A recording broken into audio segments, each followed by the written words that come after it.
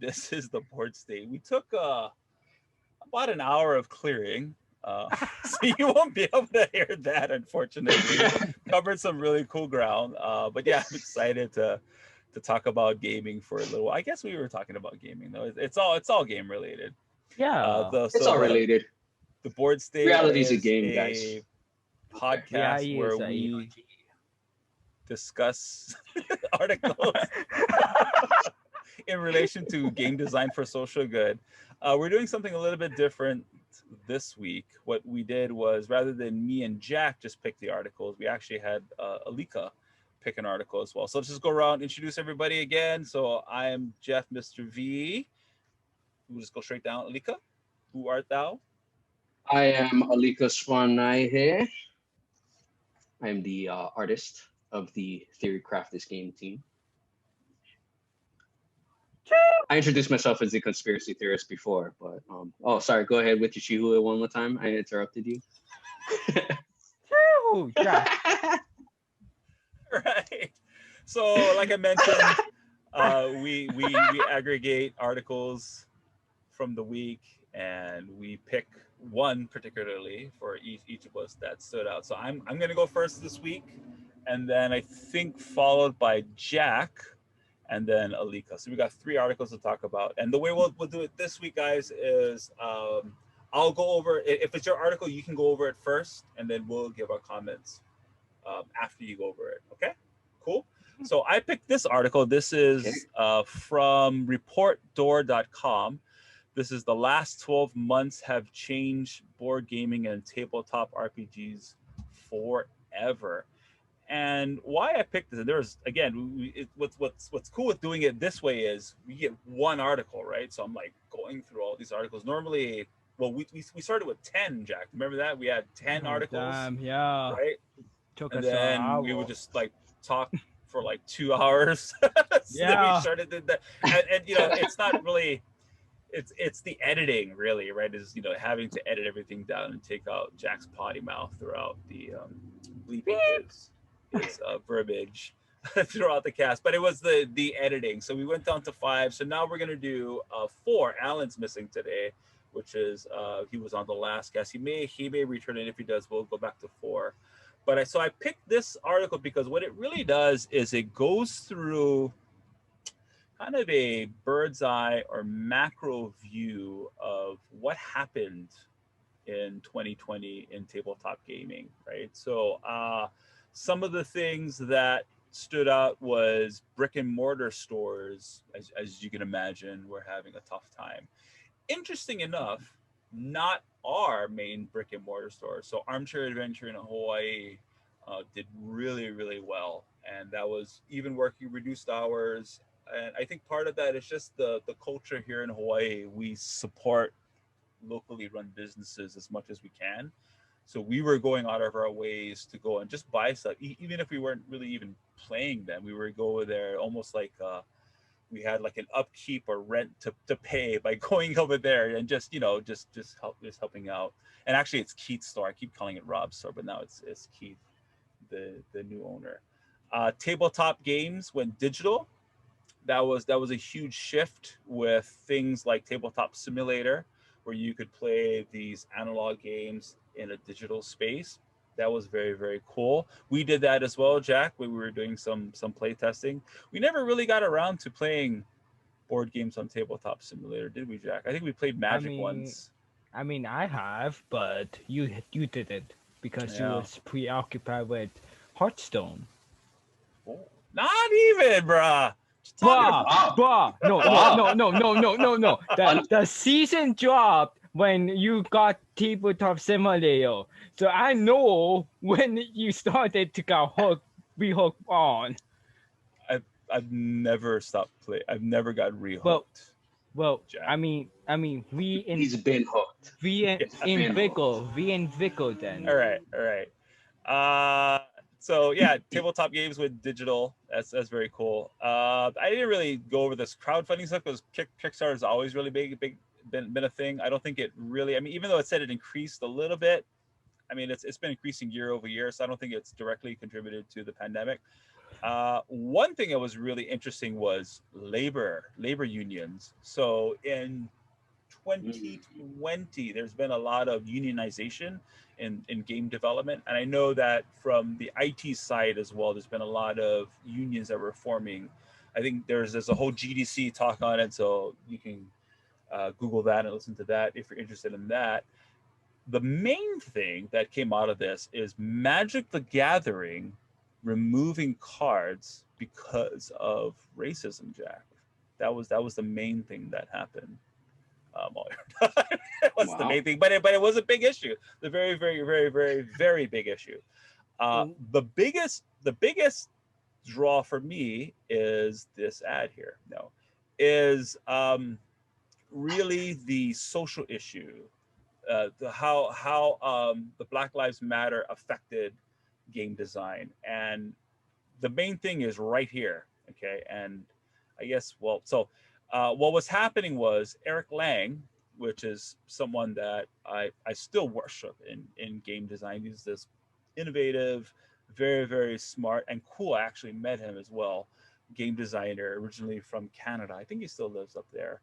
And he was getting a lot of heat because of his political views in game design. And he's definitely not an extremist, but yeah, he was getting a lot of hate, right?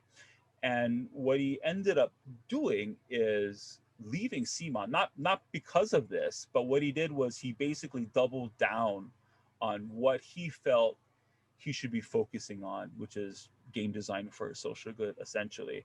And let me just draw out a couple of, and then also take a step back. I skipped over this in my notes. I was so excited to talk about this Eric Lang thing. Games Workshop had a record number of sales in last year as well. So the metal crack continues to sell. but it's interesting, right? I mean, like all these analog based companies are reporting like record numbers things. So let's see. Okay, building something here. As mentioned, the social swept Eric Lang, a prolific tabletop designer and a Black man, spoke out in support of Black Lives Matter movement. And for his efforts, he was harassed. He was harassed on social media for a good portion of the year. At one point, Twitter account was even suspended due to mass reporting of his account, right? In their attempts to silence him. Reported Door, that's this article, asked Lang if the wider tabletop community has done enough to deal with these issues. Beep, no, he said during an interview. And I say that was part of the problem. I've been in the industry for 25 years, Lang continued. I've been vocalish, right? But vocal in the easy way. I code switched for a decade to basically just fit in with everybody else. I'm culturally white, and I'm every white guy's best friend because he is Black, right? This sort of behavior, Langston speaks to his complicity in reinforcing racism within hobby games industry. Throughout 2020, he listened to the stories of other Black people, taking them to heart and working to share what he learned with his followers on social media. He's been mentoring developers well outside the established gaming channels and reaching out to capital to bring their work to life, which is amazing. And like, it just, I'm sure if you're listening to this, you know who Eric Lang is. But if you don't, just Google Eric Lang.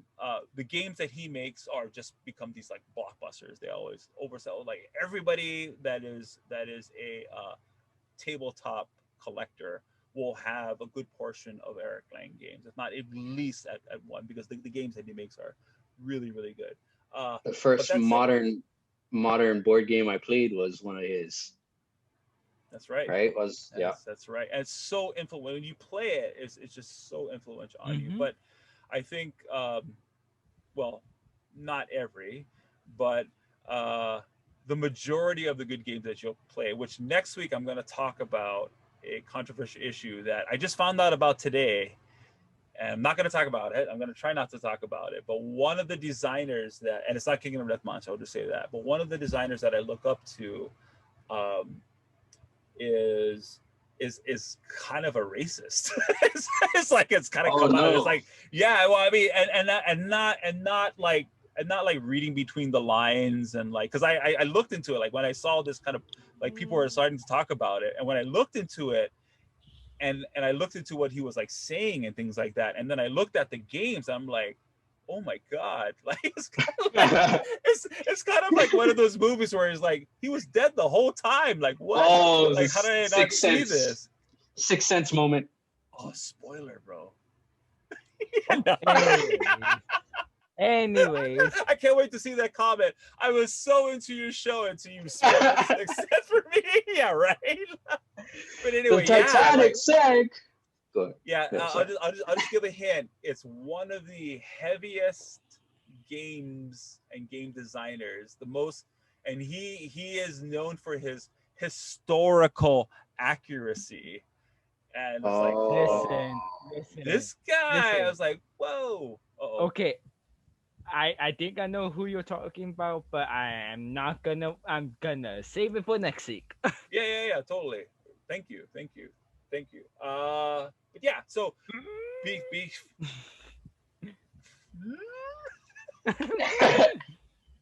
He's charging up for your next sentence. Engage. So before you guys go into your thoughts on the article, just a question I have for you guys is like, what has been your experience in what's happening with what has happened with tabletop in the last year? And we'll start with Alika, and then we'll go to Jack. Okay. One of the cool things I'm finding with tabletop is, of course, it's just continuing to grow in popularity. But I think I'm really enjoying that they're starting to delve into much deeper, more relatable topics, and not so much these big subjects like, oh, it's another World War II tabletop game, or another war sim, or like not just these giant things, but like, oh, this is a game about exploring depression or water scarcity or whatever, like it's all these smaller issues that I find fascinating. So I like that. It's continuing to grow, and it just having a tabletop medium just gives you a whole different experience than a video game. Just like we were talking about last time, like video game is like the cocaine of gaming. It's amazing, but not too much. But this tabletop is nice. Yeah. The coca leaves are good. Yeah, the coca leaves are good for you. So this is the tabletop coca leaves. Yeah. Oh. Your turn. Oh, I mean, and then your thoughts on the article. Oh. Okay. I don't know. I don't follow Eric Lang too much, but I'm glad that he went and took a stand and did his own thing. I think I do kind of understand how he was talking about the code switching, and I'm every white guy's best friend and all of that. Like, he grew up, he's culturally white. That's why, right? Mm-hmm. So, do you know exactly how he was being harassed online, and like what was the contention between him and whoever was harassing him? Like, what was the subject of that? Black Lives Matter support, really. I mean, there wasn't really anything that made sense in terms of the contention against him. I think they were just trolling. Yeah, there wasn't any like founded arguments over what I think Eric Lang was saying. I think people were just being jerks. Oh, okay. From what I remember, there goes that. My Twitter account got banned since last year, so I haven't been on Twitter for some time. What did you do? Talk about it after. Oh, okay. We'll talk about that. No. What it's actually really silly. So I got locked out of my account, and then trying to get back into my account, I got suspended, and then like once a month I send them an email and say, hey, my Twitter's been suspended. Can I get that unsuspended? And then they send me an email back like, we are working on it. We see that you have a previous case, and then I just go right into the next month. So I mean, that's all it is. Yeah, right. No, I know, but I mean, I don't really use Twitter. Yeah, it's like Jesus. Yeah, so ridiculous. Oh yeah. So I guess they're getting on him because of the quote unquote race war that's happening at this point. Like that's the harassment. Well, I think so. I think so. okay. Well, because he was saying he was vocal-ish, right? So maybe he's being harassed for not being vocal enough. I don't know. Yeah. Yeah. So I'm not gonna go too much further into that, but yeah, I think the article is a good sum up article of what's been going on, and Mm-hmm. I like that it's highlighting one of the heroes of the industry. Yeah. Very cool. Jack, welcome back. What did I miss? Your thoughts? Oh, okay. Sorry, I was in the warp. But anyways, I really think that game development is going to have that shift. But it's not always going to have like Warhammer 40K or Magic the Gathering hit the top charts now. You're going to see a lot more games going into mainstream that's focused on these central conflicts. And it doesn't even have to be from the social issues. It could be just a boy trying to cross the street or something other, or trying to learn how to cook for the first time. I could easily see those games coming to a reality and becoming more mainstream thanks to this effort. Because as much as we want to think all of these large aspects of life is going to be acute, like be mainstream or be highly anticipated, there is a factor of luck to come into we. Well, as many game developers come into the industry, that's as much or as many more is heading out because they just weren't lucky or they went into the AAA scene and they got that attention or whatever that case or that story may be. So I think that's a story that will inevitably going to be told no matter whatever or time you're in, because like any industry, it's a competition and not all of us is gonna win. Not all of us is going to lose. So in that sense. But unlike in other industries, including music and film, you often find those who don't when as a game developer transition over to other parts of the industry, like musicians, like artists, and find greater success in there. So I think the arc reflects that. Well, like Eric Lang, for example, is a perfect example of he could have stayed in his position and did what he did, and he would have still been one of the best in the industry. But he's now realizing, oh, maybe I should try out this. Though his incentives is rediscovering that culture. Can you guys hear me? Mm-hmm. Okay. I just want to make sure. Yeah. I didn't want it to warp to consume me again. And I really think we're going to see more stories like his. People rediscovering themselves, being like, oh man, this is something that I actually want to do. And it's still inside the industry I've worked in for my whole life. I don't have to change. And that's how gaming can really benefit, both in video gaming and tabletop. Now, going back to the article more particular, and a lot of these major companies is also going to have that shift. Well, a lot of these formal ideals of what's right or wrong is now shifting to what do the audience want to see? What do the audience want to make their worlds out of?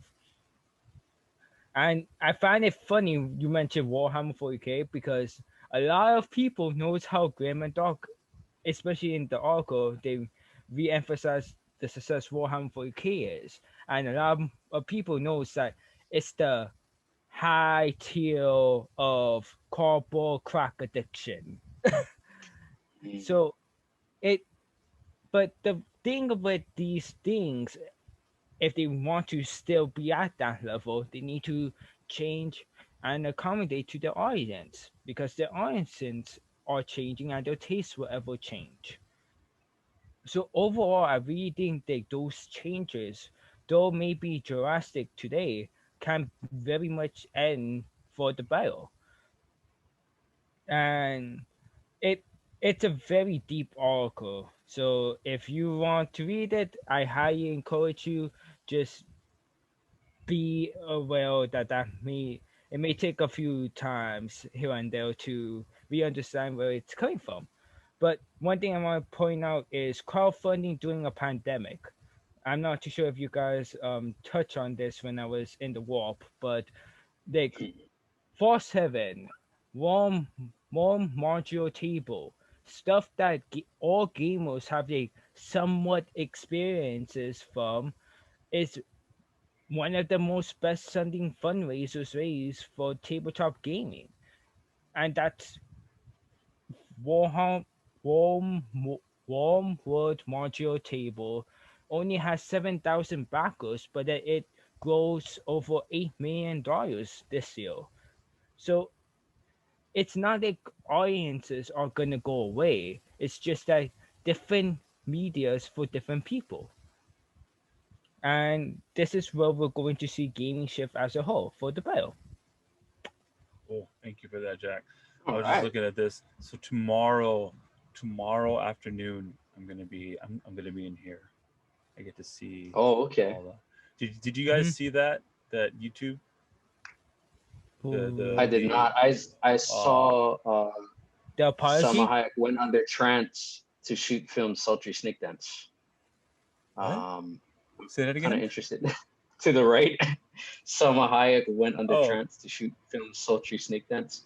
I was very hmm. distracted by that. But you're gonna be in Night City Yeah. tomorrow. Well, he went in. So there was a new video that was released from the CEO or the founder from Project Red, and Yeah. he was explaining,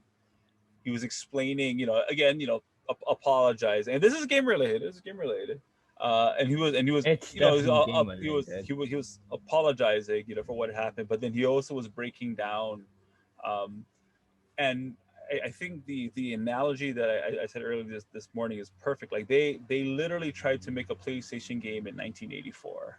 Like what they're doing, like the tech, like Wow. even from like floor, because like yeah, like it's not just, you're not just running around in the woods or in the mountain. Like in one city block there's more tech in than in most games, like because of buildings, these little objects, like the each NPC, the way you're interacting with each NPC. So it's like each city block is like a whole game, and it's like skyscrapers. So he was trying to explain, um, as best as he could, the not and not give excuses, but like just to try to let us know like the stuff that you're just blowing past, right? Or like, Yeah. this is that we really tried to do the impossible, and we fell short. Definitely, they accepted that. And then he gave like a timetable of like when the free content's going to be coming out, like all the expansions and stuff. But I it was really cool. It was a really cool listen. I But they we did damn good though. yeah, I really Yeah. think that they would have been better off if they released it, but for the PC only, or like for next generation PC, because I really think that them releasing it on like the last gen consoles too really did the game a disservice. It's because I really felt like for Night City, the game itself like is spectacular, especially with the glitches, in my opinion. Because I was grew up with Bethesda glitches as it was with Dell. Yeah. Fallout Right. 76 is still a Yeah. thing. So It is still a Yeah. thing. So that is the last 12 months have changed for gaming and tabletop RPGs forever by the report door. All right. Next article is one that Jack put into, and it's not really a gaming, and there's a little bit of gaming in here.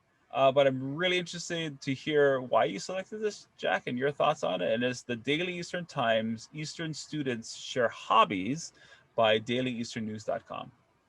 I put this here because yes, it's not talking about gaming in general. It's talking about hobbies of people and of students in particular. But I wanted to put this on here because I wanted to show that coming up with gaming ideas can be as easier as just typing it up and reading about it. It could come from any direction and from any form. So with Eastern students sharing hobbies, this is basically what currently students are looking for and what they're mostly interested in and why there is such a decline in hobbies in general, because they did mention it little bit later on in the article. One of the students was mentioning how there's a lack of hobbies and how they want more hobbies to basically bring people together, and that's what we're seeing with gaming. A lot of these things that is being implemented by gaming and stuff is this is where they gain their data from, and this is one piece talking about students, but there is much more. And so if you're up and coming game developer or an up and coming person into the industry, this can easily give you ideas for just what your first game should be about or what your first game could be about and where you could find more to be your answers to or where you could find more inspirations for. That's my main reason to put this on here. Mm. What are your thoughts on this? Oh, go ahead. Sorry, Jack. Yeah. Sorry. Last thing is a quote from the article. Where was it? Right here. I definitely think more people should have more hobbies to relieve their mind sometimes. Sometimes you need to give your mind a break because I know sometimes we as students and as adults in general overwhelm ourselves with different challenges. Sometimes you need to take the break and be able to relieve your mind and let it relax. Jack, is this a manifesto for you? Is this something that you're trying to convince yourself? No. Sometimes you should take a break. Sometimes you should No. have a hobby. Oh, No, it's coming from the article. Oh, okay. Sorry. It's a chant. It's a chant. Sometimes you should take a break. Sometimes you should have a hobby. Especially with 2020, especially coming from idea of like 2020, where we saw students and workers trying to adjust with working at and conducting school at home. So that is especially fuckos. Sometimes you take a break. Sometimes you take a hobby. Sometimes you should have a hobby. Okay. You know what the actual reason? The other article I had was talking about nature. It was talking about nature. Hey, Jack, you gotta relax, man. Maybe you gotta get a hobby. I don't know. Sometimes you should take a break. Alika, look at my dice. Sometimes you should take a hobby. Could I get a mulligan? Could I get a mulligan? No, that was great. I think it was great. That whole thing was gold. It was wonderful. Yeah. You just talked about how hobbies help you relax and become peaceful. And then, hey! No, it was gonna be about data. Seriously, guys. Okay, the other article. I'm not too sure if you. Oh, I lost my dice. See? See? Sometimes you should take a break. See? That doesn't mean. Sometimes you should have a hobby. It means. It means I need to hobby. control. Bro, I think you're onto something, Jack. You'll give me a monk. That's the new mantra right there. Sometimes you hobby. That could be a jingle for a candy or something. Like the hobby chocolate bar. At your local 7-Elevens. Yeah. So, anything else to add, Alika, to this article? Yeah, I really like this article. I like how it makes like you were saying, Jack, how it makes something like game development approachable, because it doesn't have to start like you could think about anything as being unapproachable if you're overwhelmed by all the Wow. details and comparing yourself to like the outstanding stars of that industry. But what if you just pick it up as a hobby to start? Like, what if you just spend half an hour a day just game ideas, type it out, just like you were mentioning. And also Wow. how it promotes healing, relaxation, and a better overall mental environment. You know, yeah, I dig it. Good article, Jack. So what? So, Oh, go ahead, Jack. so, oh no, I want to hear your response, Mr. Reed. Okay. I want to hear So this. this is gonna make me sound like a jerk after all that just happened. So I had to look up the word hobby. What? I have all of the things you don't Jeff- So I know. got two definitions. Jeff does not of have hobbies. No, I do. I definitely do. But I was like, wait a minute. Why did Jack put this article in here? Let me look up hobby just to see if my definition. It's like, wait, is hobby game related? Let's look it up. So I have two definitions. Hobby, an activity done regularly run on leisure for pleasure. Okay. Hobby is considered to be a regular activity that is done for enjoyment, typically done during one's leisure time, not professionally and not for play. It's like, what? That doesn't sound right. Yeah, that's interesting that hobby is defined as not play. Like, how is it not defined as play? It doesn't make sense at all. But yeah, this is a very cool article, Jack. I was just questioning, like, how is this game design related? But it is definitely game design related. Where I think your introduction was perfect. I think Alika brought it home perfectly by saying that that you can make things approachable by simplifying this, and that's exactly what this article does. Is it simplifies game design if you look at it through that lens. And Yep. so that means that they're good for not picking the needle one. Right? Yes. I don't know. Yeah, I don't know. Okay, dailyeasternnews.com about hobbies, like that. All right, final article for the day. This is a really good article, and I'm not saying that your hobby article wasn't good, Jack. It was fantastic. Sure. Fun. So, Yeah. how a decade-old game helped me cope with seasonal depression. Wired.com. Lika, what is this article about? Yes. So this is about so Morgan Deckman is the woman who wrote this article, and she lives in Washington State, and as some people might know, in Washington when it's wintertime, it's like 9 months of darkness. So it's just raining all the time, and it's hard to go outside. There's no sun, and there's a very high amount of vitamin D deficiency. So like 10.5% of Washington residents, to be exact. And this person was going through seasonal depression, which is a real thing, apparently. Like it very much is. We don't really experience that here in Hawaii because we have two seasons. We have wet and sunny and dry and sunny, and that's about it. So up there, things change a lot.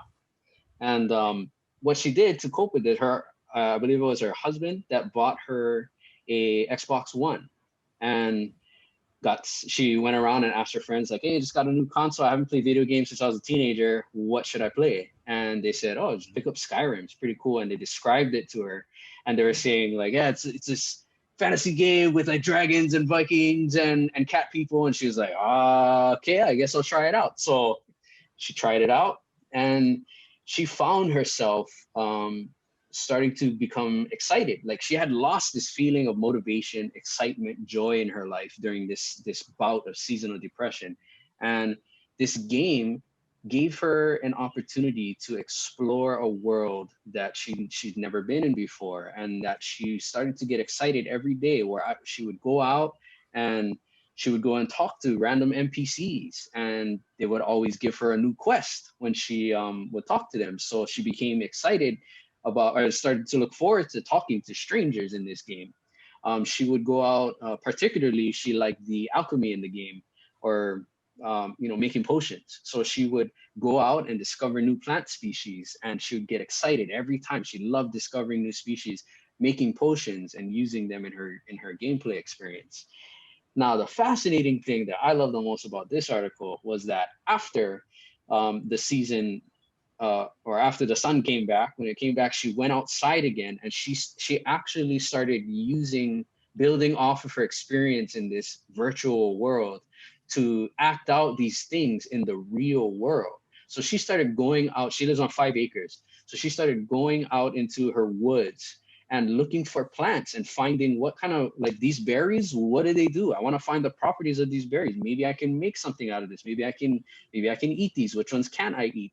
So she took her activities that she did purely with a controller in her hand and brought it out into the real world, manifested it in the real world. She started talking to strangers when she was at like crosswalks or in the grocery line. And that was the most amazing part to me, is that she brought it out, and something that I can personally relate to, because I used to use video games, and I still do. Yeah. I think about ways about how I can sneak around and just stab people to death and not get caught. I knew you were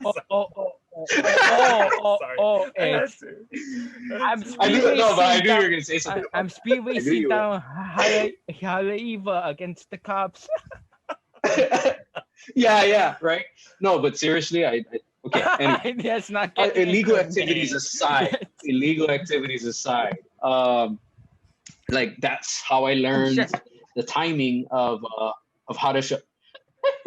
That's how I learned the timing of how to shift gears. Like, my first experience with a manual transmission was with my racing games that I used to play, and then my dad taught me how to drive manual. But I had a big head start. Like, I learned how in 2 hours. I mean, I know it's not like record time or anything, but it was fairly quick because I had the concept in mind already.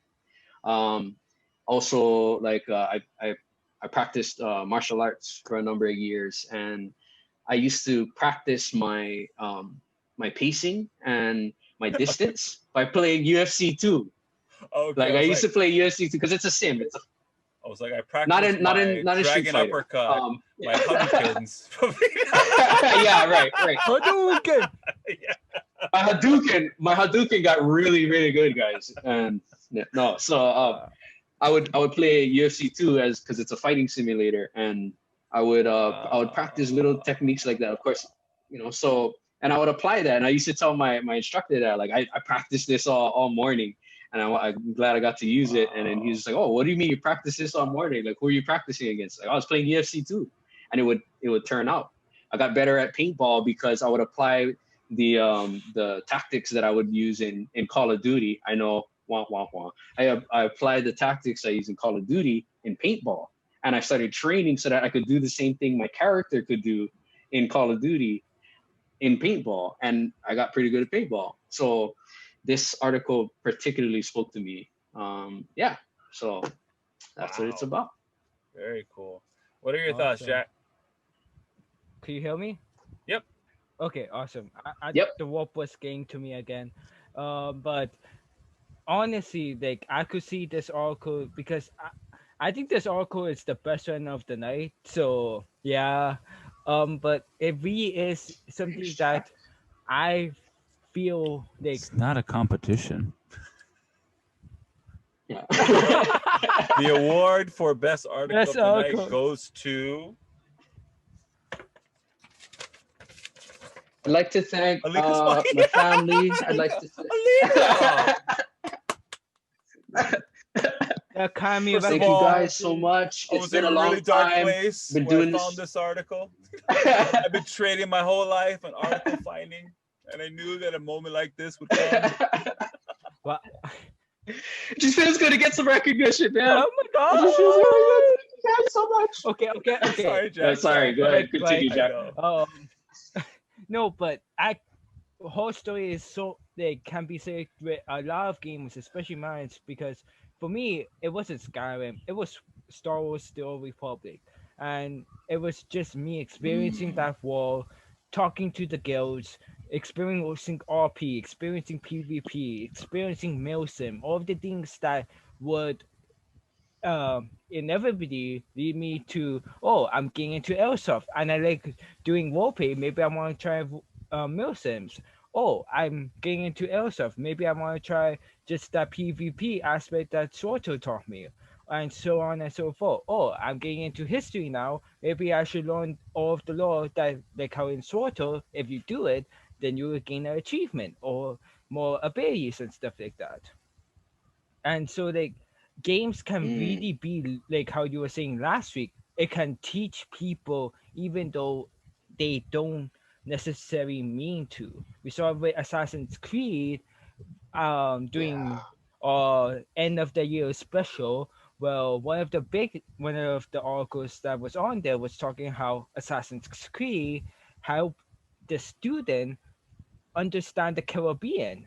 Like stuff like that is always going to happen. And I'm just happy that we're going to see articles after articles talking about this because gamers we've been on like before 2020, it was kind of like in the mainstream media, okay, gaming, but they aren't they responsible for A, B, and C, like how punk or rock was viewed. Mm, But now it's becoming more and more popular and more mainstream. Now we're seeing a lot of these stories that was told from gaming circles enter into mainstream medias.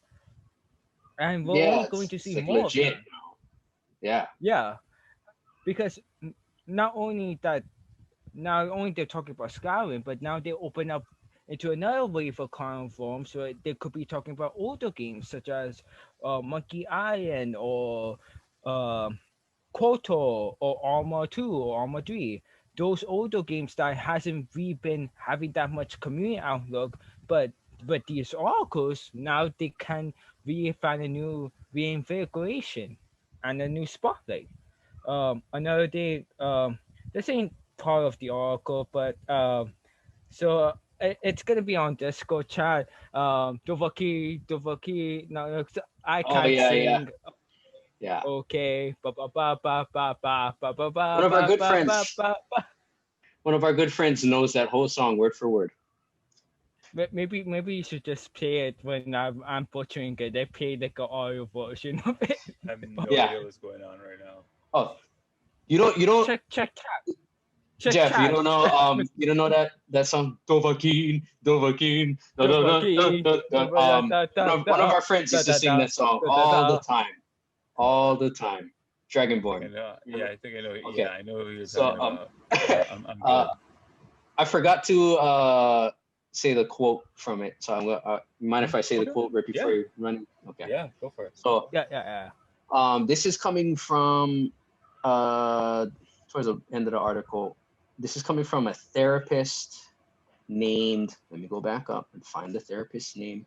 Um, a therapist named Cami Ostman that was featured in this article. One question I often ask people is, when you discover something that brings you joy, what else does this joy generate? What else does this Yeah. joy sponsor or ask you to create? Ostman said.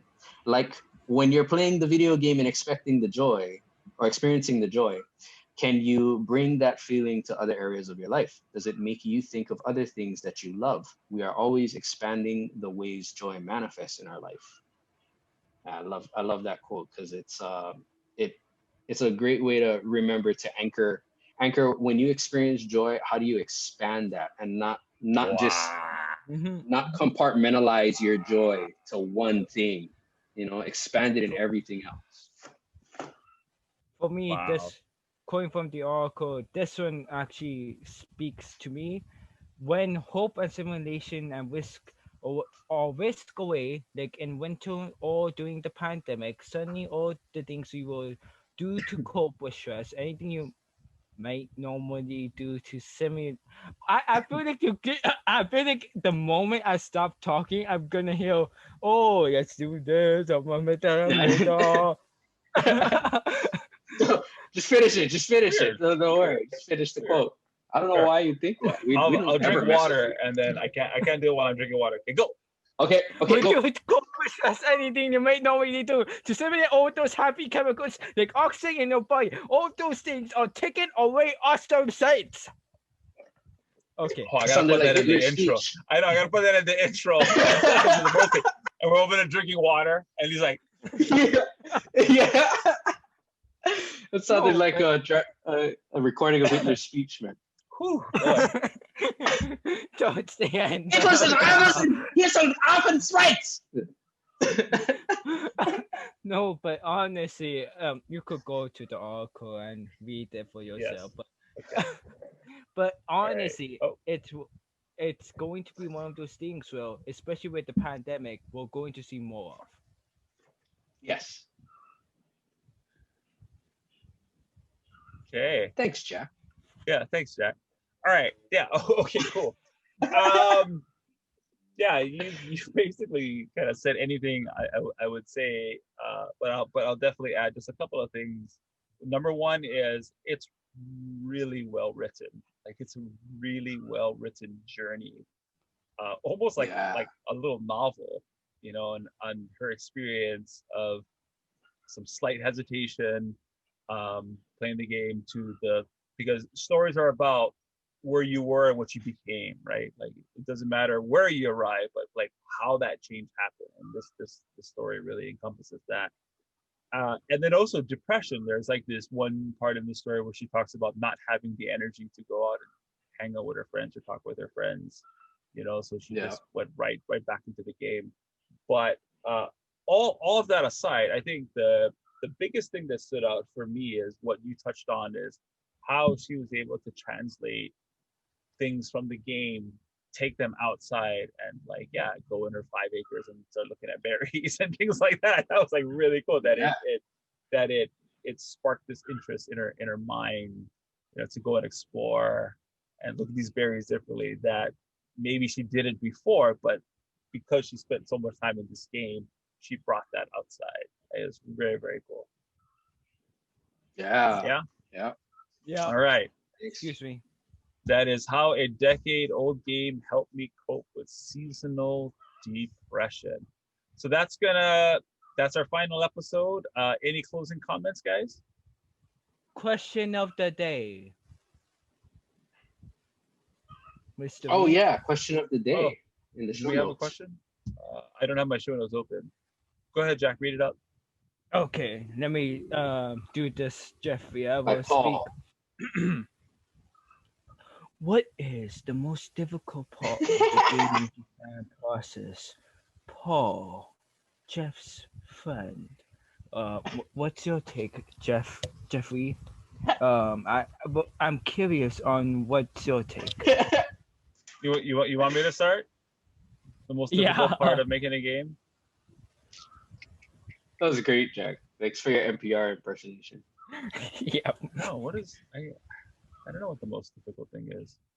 I think the most difficult thing would be, nothing really. I mean, I guess I can see what would be difficult. What would be difficult for other people, but not for us.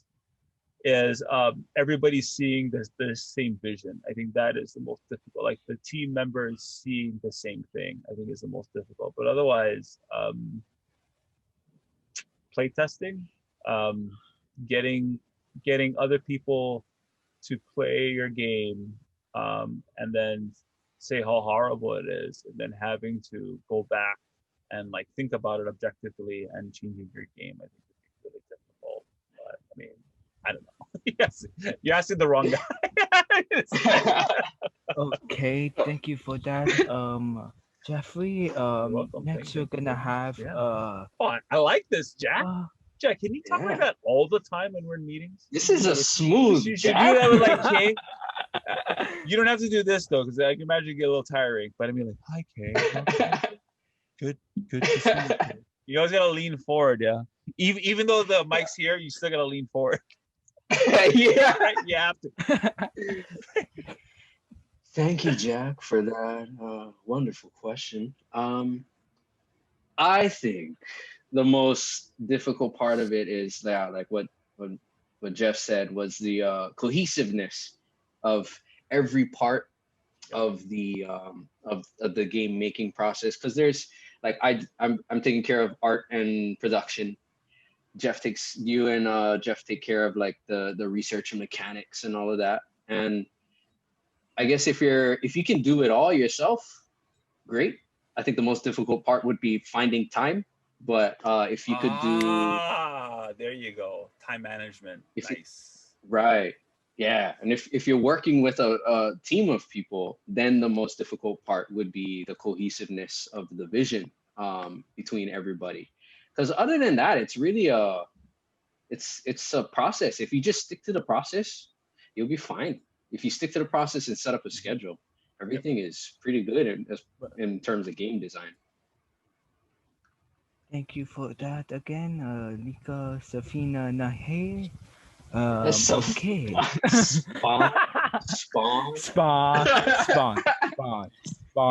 Spawn. Yes. Spawn. There you go. All right. Jack Kebab Hobbs. Do you have a Could couple you go of ahead? Go to talk. We just go to. Oh no. Yeah. Go for it. Jack, What is the most difficult part for you? Do you have a thought or two on this? Commitment. Honestly, whether you're both individual or group, no. I know for us it's not a problem. Oh, but what? No. What's with the no? I don't understand. Yeah, Wait, he was watching your face. Oh, did I? Yes. Yeah. You gave me that. Oh, Don't look at my face. I was wondering, what is he Yeah. saying? No. Don't look at my face. Yeah. Whenever Jack talks, I just turn off my camera. Yeah. What are Giving you him anxiety doing? with eyebrows. I know. All right, Jack. Sorry. So Go ahead, man. basically, well, I'm gonna kill my ass too, anyways. But basically, well, going. Double protection. I can't. You can. You got it. Go for it, Jack. Yes. I've got a censor Okay. bar now. I'm nameless. Faces. I have no identity. Innocent until proven guilty. I have the Spartan shield. Here we go. All right, go ahead, Jack. Yeah. Okay. But basically, what commitment for a lot of people is going to be hard because even if they follow the routine, they can't.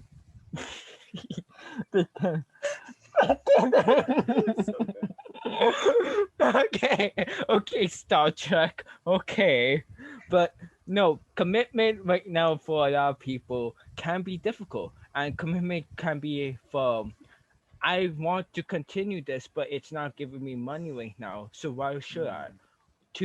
I want to make time for this, but I can't make time for it right now. Do I really want to pursue this career? Or I disagree with you. I don't like what you're saying, but we have a deadline to do. So what are we going to do? Whoa. No. This is not. Oh, those are all from experience. Yeah, this is like, cause like, even like in a pseudo test area where I was in summer camp and we was given an assignment to basically make a game, just making art or making boards, and it was really coming down to that whole idea of commitment or that idea of passion, I guess, because gaming development is not a 9 to 5 job. All three of us know this. Game development is basically a way of life, and you just need to be persistent about it so you could not only reap the rewards but love the journey as well. Because I think that's where a lot of game developers actually have a hard time also, is recognizing the journey they're right on. But yeah. Yeah, those Oh are my those are God. interesting thoughts, Jack. Yeah. I think that's a great point to make, that commitment, right? Mhm. That's because it doesn't require passion as much as it does discipline and integrity. Like passion fades. It always does. Like that's why it's passion. Like it just pops up and you're like, oh, I'm excited. If it was there all the time, then it wouldn't be passion. So but that commitment and to requiring discipline and integrity, like you just got to follow through with what you said. And if your whole team has that, then it's great. But like with us, Mhm. but I think that would be a very difficult thing to find with like a large group of people, or even for yourself if you have a 9 to 5 job and you got to find the time, you got to commit to finishing the game and doing the project and producing it. Like that's a whole different ball game, is committing to Uh, finishing. It doesn't have to be such an extreme. Like for example, game developer that I love to read about and watch is the guy who made Undertale. He literally put all of his eggs in one basket to make this one game. You don't have to be that way.